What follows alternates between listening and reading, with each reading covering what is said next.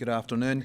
Yeah, as Donna mentioned, guys are reporting today, and you know, as it's been said, I think by everybody, it's been a weird year. So for a lot of our freshmen, this is the first real experience on campus. We had one guy made his first official visit just a few weeks ago, so I'm getting texts every 2 minutes about where are the dorms and where's the health services. So this has been obviously very challenging as we went through this, but excited to get those guys back. And now with the returners back, we have a very solid returning team back. You know, we had Anthony Markanek, who was first team all conference, his twin brother Nick, who was player of the year in the conference, Harry Jolly was freshman of the year in the conference. So those guys are all back, and the core of our team is returning. And we think on the recruiting side, which was very difficult, you know, being shut down for 15 months, I was very fortunate. My staff had been kind of out in front of it. So we've managed to add 6 quality players that we're hoping can come in and compete immediately. We went a long time without really getting to see them. So over the summer,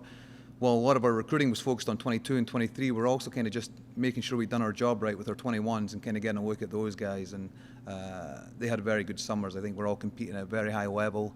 And we're excited to get to see them tomorrow when we hit the field. With regards to the schedule, we open up just like Ray, but the same weekend on 26th we've got a home game here against Purdue Fort Wayne. But leading up towards that, we've got we're heading down to Missouri, Springfield, Missouri, my old stomping ground for so long. We're going to play Missouri State, who went undefeated in the regular season, went to the national tournament in a preseason game, and then once the season's up and running, we travel out to Notre Dame during the opening weekend after Fort Wayne. We've got Marquette coming to campus, who went to the national tournament. Akron, who are traditionally a powerhouse, but who we beat twice last year, are coming to campus again. We've got Bowling Green, who won the conference last year, coming to campus. So I think really good schedule. We're excited to get out there. We're excited to compete. As Donna mentioned, it's my 5th year here, so now all of the guys on the team are guys that my staff and I recruited that we've got to work with, and I think it's time for us to see some fruition through the work that they've done, the work that we've done on the field. So we're really hoping to compete for a conference championship and try and keep the season running in deep into November. Any questions I can answer? For you, Coach, it seems like the roster is getting deeper and deeper that you got the guys in. Is it maybe 1 or 2 players to keep an eye on that we haven't heard yet?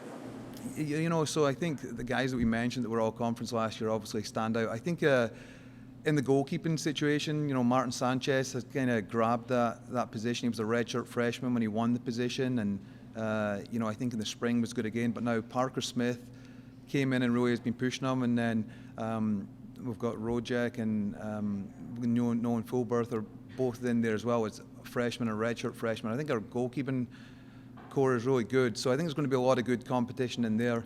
I think the likes of Luis Hernandez and Tito Lara both go unmentioned quite a lot, but have just been stalwarts for our team. And those are the sorts of guys. I think if we have the kind of season we want, we need those guys to perform, and I think we'll probably see more postseason recognition for those types of guys as well.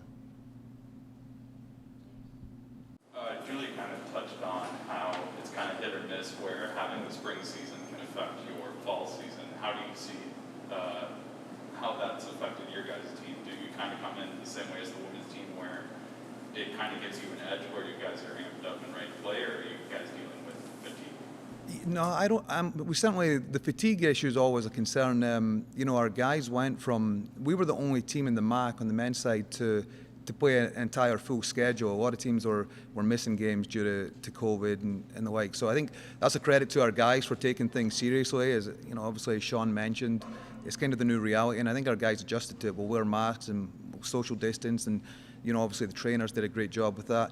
But you know, we went through the full schedule where a lot of teams didn't, and then the majority of our guys stepped into the summer playing in men's leagues and, you know, some semi-pro leagues during the summer as well. So they were hungry to keep playing.